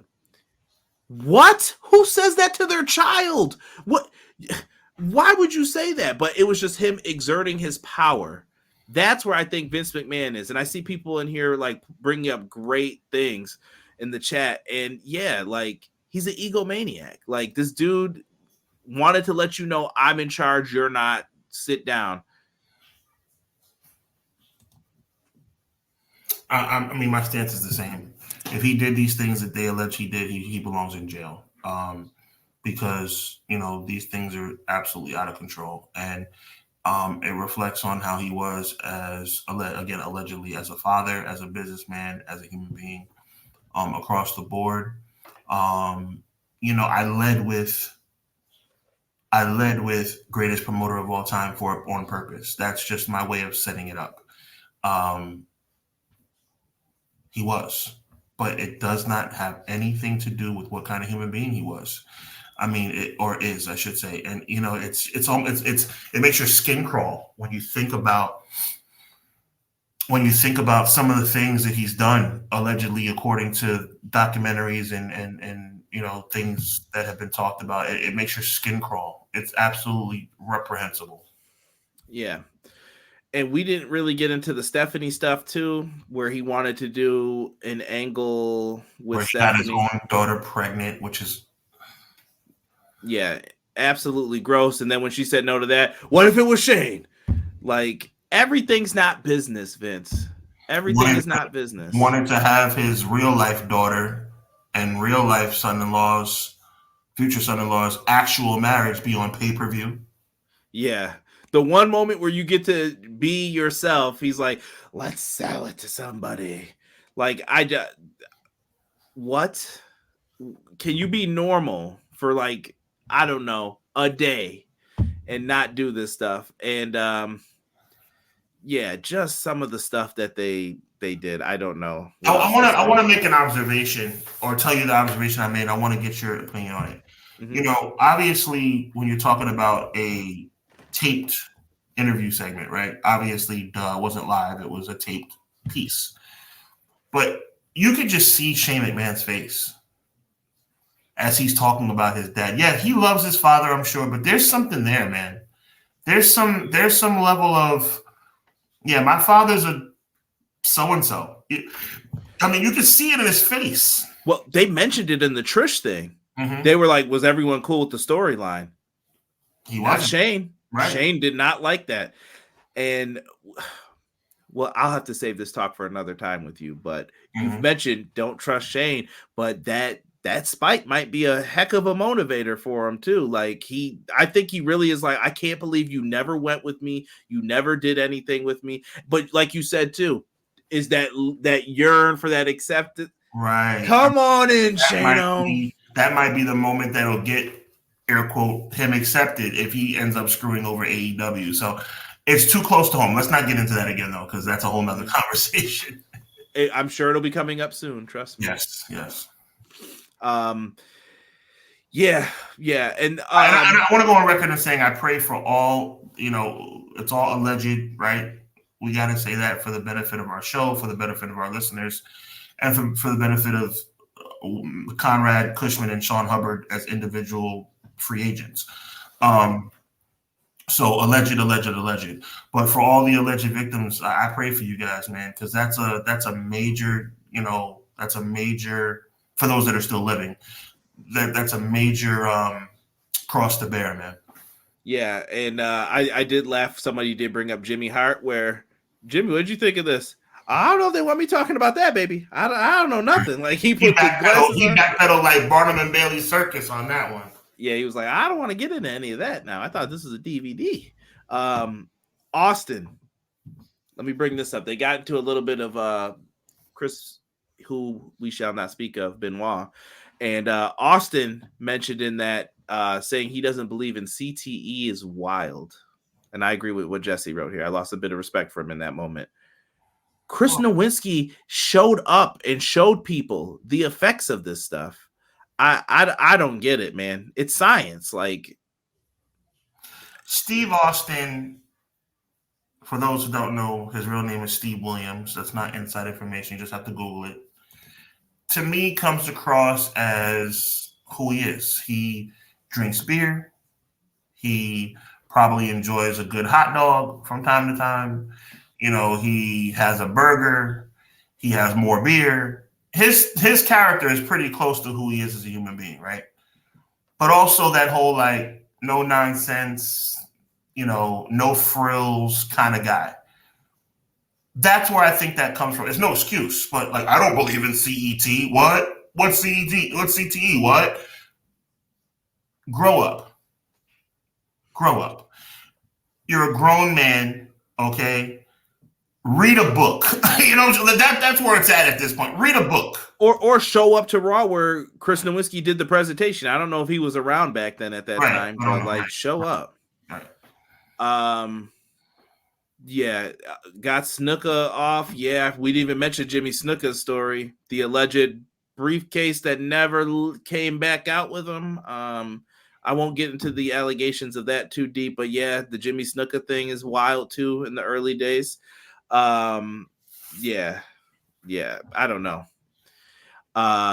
They asked people if like was Vince ever going to leave the seat? No one ever believed it. And then we get into the new allegations of everything. It's wild, man. It's wild. And we've talked about it before. I don't want to get too deep into it because me and Sean are going to be talking about it again. But it's pending. He's pending federal charges right now. The lawsuit's kind of on pause until they look more into this situation. This dude is bugging. And Sean, the part that scared me the most when we looked at this was they asked Vince McMahon, like, who is he? And one of the first things that I remember hearing him say was sexually active. Why is that one of the first things that comes to your mind? That it's disgusting. I don't know. Like I just felt as soon as he said that. Like, why did you do that? Why would you say that? And this did nothing. They showed his hypocritical nature in this. That was the other thing that this did to where they had brought it up. And listen, he had a lot of defenders. Bruce Pritchard is probably his best friend, and he doesn't even realize it. Pritchard. I think so too. Yeah. Yeah, he tried to defend him because Bruce saw what was it the first 3 or 4 episodes, and they were like, "What do you think?" And he was like, "I hate it." Right. Why? It's a hit piece. Little did he know what was coming a few days later, that another big lawsuit was happening. Watch what you say sometimes, but he was defending his friend. You can't just whistle through the graveyard, as my grandfather, God rest his soul, used to say. You can't just whistle through the graveyard and say, Vince is a great guy. Vince is a great guy. Vince is a great guy. Vince is a great guy. Like, take a breath and look around, bro. I know he signed your paychecks, but like, grow up. Well, and in Bruce's thing, he saved his wife's life, and I got that too. I'm not making. Well, I just wanted to be fair as to people may wonder, like, well, why is it just the money he gave him? No, there's more to that. Bruce Pritchard was a young man when he started with him. Me and Sean were just being born when Bruce got hired by the company. He was young. He was like the fresh soul. He's learning from all of the top people, like learning how to do things, working with them, and he learned a lot. And that's how Vince gets these people. Like, oh, we heard Foley's comments recently, like, yeah, well, I want to hear everything that comes out first and blah, blah, blah. And it's like, it's like a cult kind of. Like, you think because this guy gave you all the money and made your family really rich and did all this stuff for you that you owe him. And in WWE, what was the whole thing? We're looking for Vince's satisfaction. Is Vince happy with it? Vince, did you like my match? Did you? And people would be crushed. Remember Kevin Owens at WrestleMania 33? No, I didn't like your match. And he walked away sad, like pouting, like, what? That's what led to Jericho leaving and going to AEW. Like, he was, I'm sick of this dude. And other people were like, oh, well, what did Vince think of this? And if he didn't like it, that's what happened. Mercedes bounced because of it. Punk left because of it. People have walked out. John Moxley. People have left him because they're like, yeah, I can't deal with this. Like, this is too crazy of a workplace, or I'm not feeling this. Absolutely. I just don't know. Let's put a bow on this, man, because we could be here all day talking about this whole thing. Overall, looking back at this, I agree with what you said. If all this is uncovered and Vince did it, he should be in jail, period. There's no arguments for me. It's not the best situation to be in. It's kind of weird because we grew up watching this stuff as kids, but we're also old enough to know, like, yo, you're a monster, dude. Like, you cannot do that. And I think it's due to him not getting into therapy, dealing with stuff with his stepfather, his real father, the stuff I mentioned with his mother. Like, all of this encompasses Shane. Maybe Shane should have been there with you. Maybe you should have been there with Linda more if you guys were really in love. Like, I don't know. Right. I'm not there. Yeah. You got Triple H and Stephanie together. Like, that's not really, like, healthy. And Shane wasn't feeling that either. Like, there's a lot of stuff here, and he's not taking into account people's feelings and things like that. And the interviewers, we didn't even get into Bob Costa. You're gonna cry. And he's smacking the papers and doing that stuff. Ashley Massaro and the military stuff. You guys can Google that. I don't want to get too deep into it. It's disgusting behavior, and like you said, reprehensible, and you should be in jail for it. You're neglectful at the minimum in these situations. Yep, at the minimum. Really gross, man. And it's a shame that, people, because they feel like they have money and power, that they can do anything they want to anyone. I was raised to have respect for women. Okay, and this is one of the many different things that allegedly Vince McMahon has done. So I'll just focus on this one small section because there's a lot more. Uncouth business practices, under the table deals, all that alleged stuff. But as it relates to, like, sexual harassment, the R word, whatever, I was raised to respect women. And, you just don't go where you're not invited, if that makes any sense, Conrad. You don't go where you're not invited, and for me, just because you have money doesn't change that fact. Yeah. Good way to say that. I want to add this onto it too before we end out of this segment, at least. Vince McMahon was removed from power, and I want people to keep this in mind too. I want you to notice what I said before of who wasn't shown. Where was Nick Khan in this? Nowhere to be found. Triple H had a few parts, but other than that, he was never once made to look bad. He's just for lack of better terms, the doofus son-in-law. Like, okay, I'm here. I work with you, and then you've got his family that's in there. They're being dragged basically in this. They look foolish. Stephanie not knowing stuff with Mike Tyson. When did that happen? Oh, I didn't know when that happened. That's ridiculous. That's ridiculous. Yeah. We're talking about 98 was 7 years after that alleged incident. Yeah, and that brings up, and Shane's in there telling the truth. Like, yeah, no, I know. Yeah. It's ridiculous. Just crazy. And times were different back then when we watched during the Attitude Era. I don't remember it, a lot of people bringing up certain things or being upset with certain things at the time. It was different. Now times are different, and times are going to change again. Trust me. Times will change again in our lifetime. Just be prepared and always just try to find and be the positive light in these situations. I want to ask you this, Sean. Do you believe in and I'm going to use the Conan phrase here, what goes around comes around? Vince got up out of there. It was from an anonymous tip. Mm-hmm. I'm going to speculate here. Mm-hmm. I think Nick Khan, Triple H, and Stephanie could possibly have had something to do with the tip. Look at who had the most to gain from this situation. Who would have known about that situation?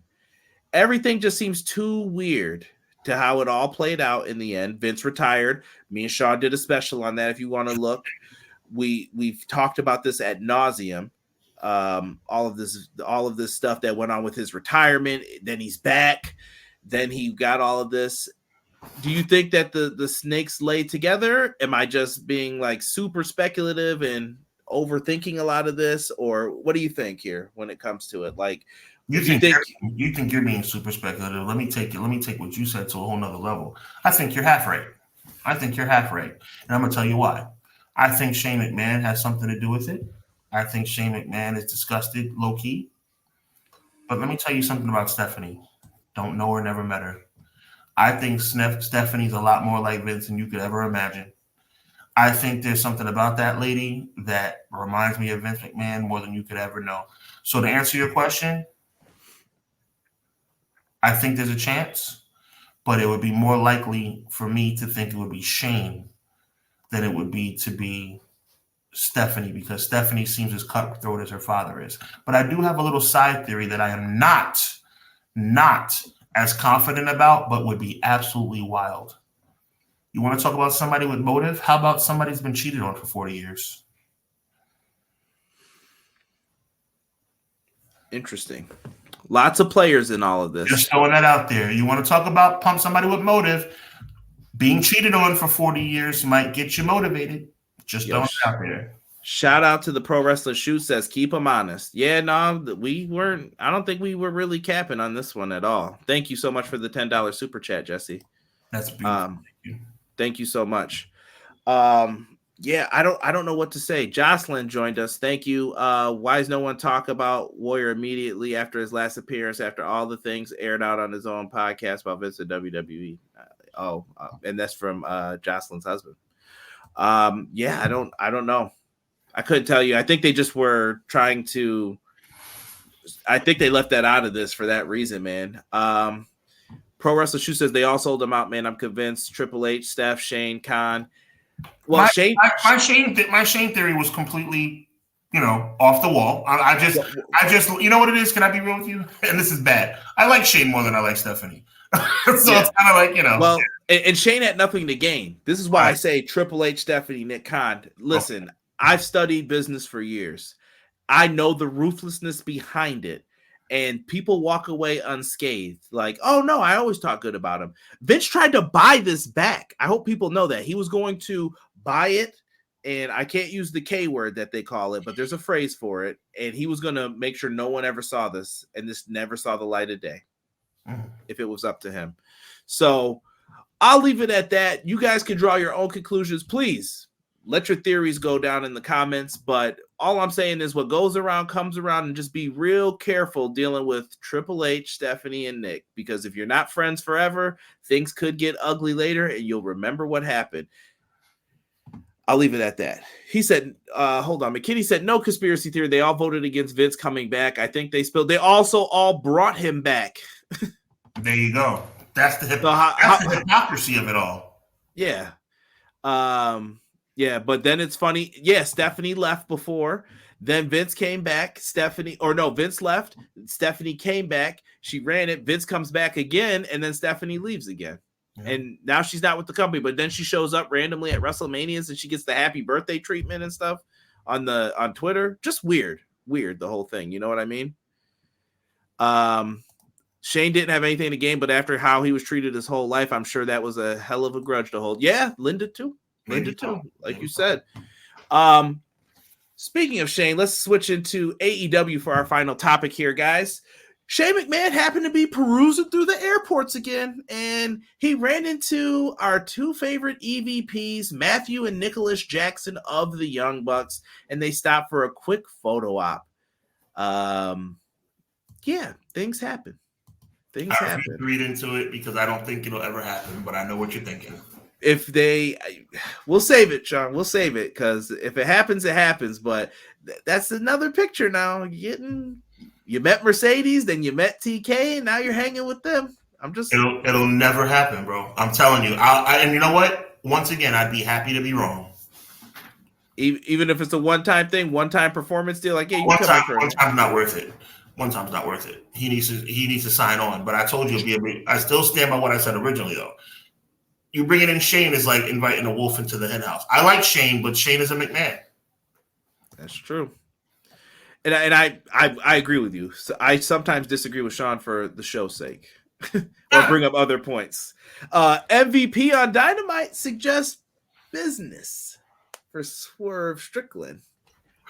Hurt Syndicate. I don't like it because it gives the implication that Nana and Swerve might break up, and I don't want that to be the case. I don't think that's the case. Okay. I think that Swerve's going to stand with Nana, but he's going to... Did you read what it said on the card?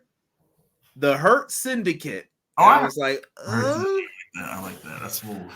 He may have to deal with Big Bob, and I think this gets him away from Hangman immediately because now it's personal. Now you're trying to do something here. And I like it, like that it's a little free agents and stuff like that. So he said they probably talked about sneakers. They might have. They might have. McKinney, peace out, brother. I saw that you had to go. Pro Wrestler Shoe said, bro, I'm getting Shane at Wrestle Dream, ain't I? Got Edge last year, Shane this year? Could be. Put Shane and Darby in the Fight Forever sequel. More on that. And it's just been announced Jey Uso's kicking off Raw. So we will get you guys there. I promise you. Shawn Michaels reveals that they're going to be undergoing some changes. You want to take that one, Shawn? I got you. You read my mind, brother. It says, quote, certainly we want to make a big splash on CW Network. We'll have some big changes, but I think more of that will be from a look and physical standpoint. Obviously, he's talking about, the stage and things of that nature. We will still be what NXT is, which is bringing some of the most talented, young, diverse athletes in all of the nation and developing them into WWE superstars of tomorrow. The hunger, the passion, that's always been the core value of NXT is always going to be there, but certainly we'll try to put on some pretty cool bell and whistles for the CW launch on October 1st. And that's commentary by HBK through the Chicago Tribune. Now, a couple of things I want to note from that excerpt. Number one, NXT is clearly now being defined as if there was any question before, this clearly is developmental. 100%, he's made that very clear. There's going to be some changes as it relates to set, but he also said there's not going to be many changes as it relates to the premise of it being developmental. So your thoughts? Yeah, I think it's always been developmental. I think they try to do word salad stuff with it sometimes where it's like, no, it's a third brand. No, it's developmental. Oh, whatever fits your narrative is what you're going to do. Shout out to the $2 super chat from Lost in the Woods. Nearly 1 a.m. here, guys. Thanks. Enjoyed the discussion. Lost in the Woods, always welcome. Come on back in, man. Always welcome.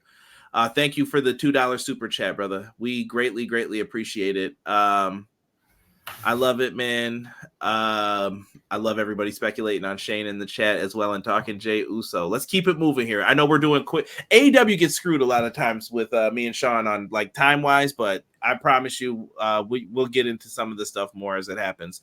Fightful Select.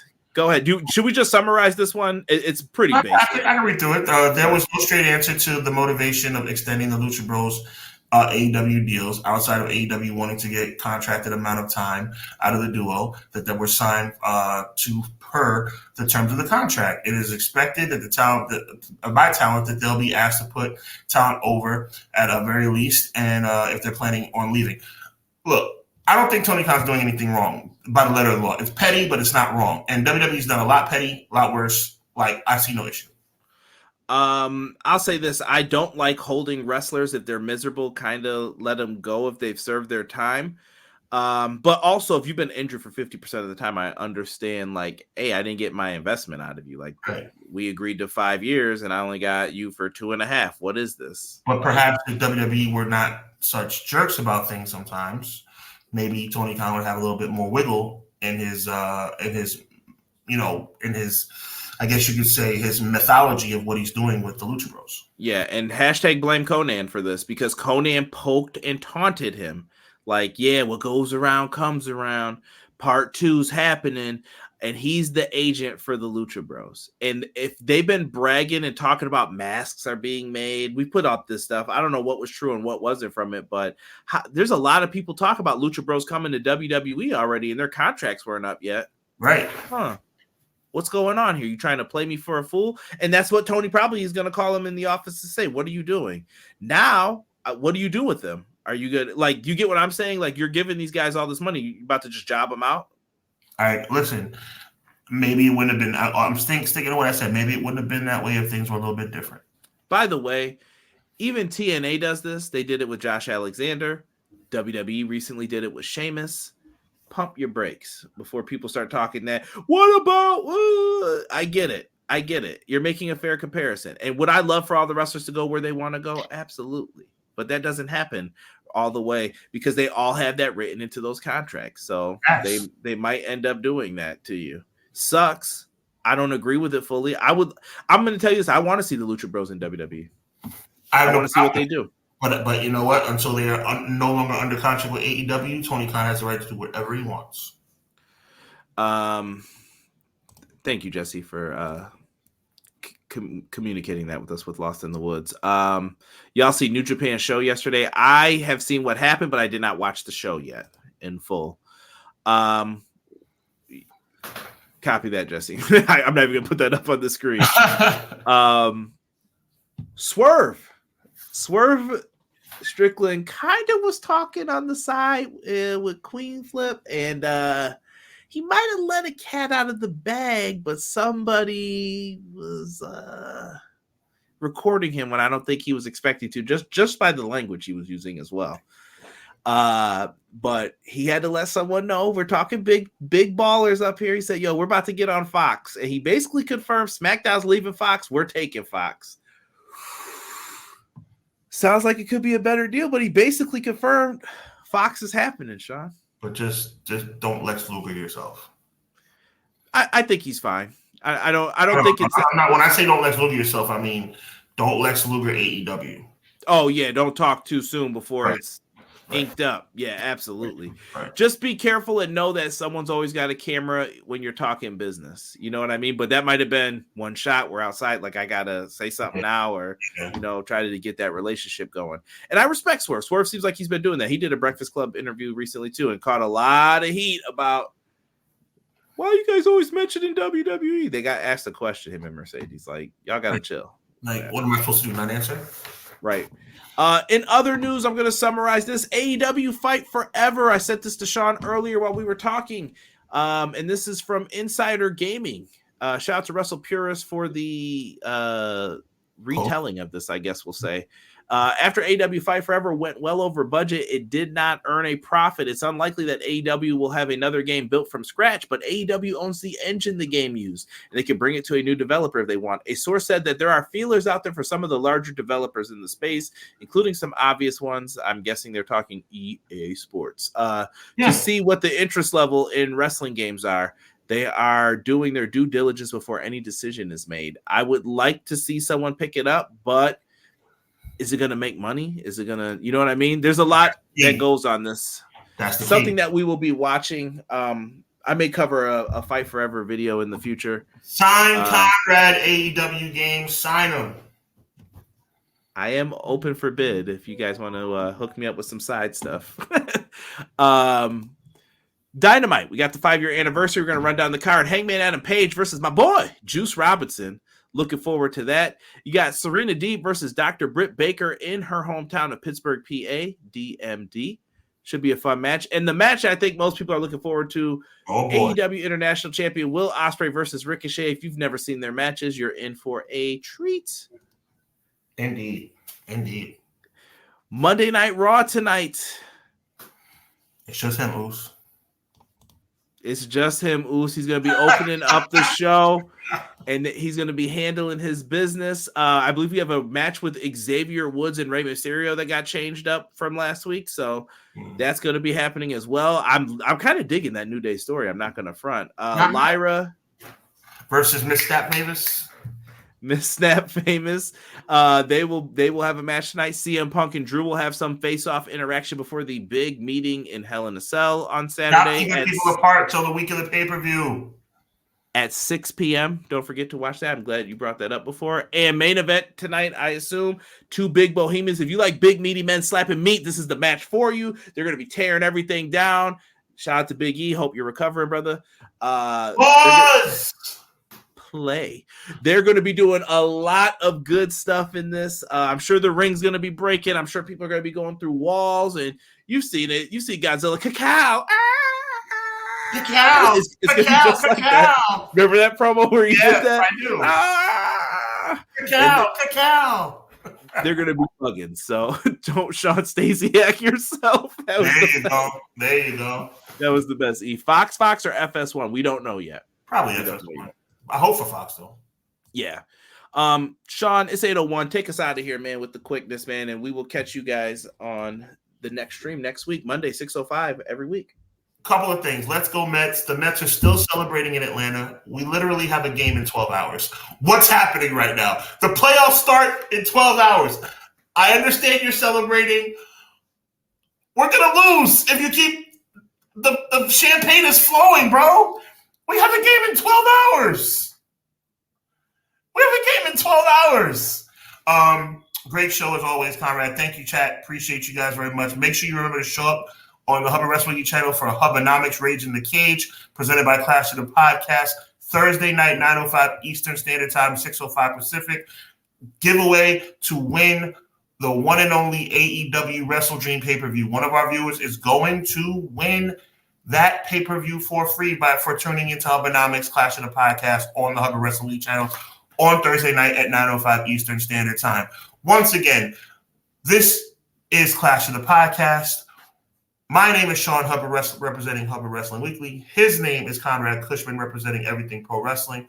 Make sure you check out Conrad and Derek Wednesday night, 10 p.m. for the official AEW review right here, and then Thursday night on the Hubbard Wrestling channel. And then once again, 6:05 Monday night. Next Monday, we're going to be rocking and rolling once again. Let's go Mets. Let's go Yankees, I guess. And we'll see you next time right here on The Clash. God bless. Be encouraged. Evil never prevails.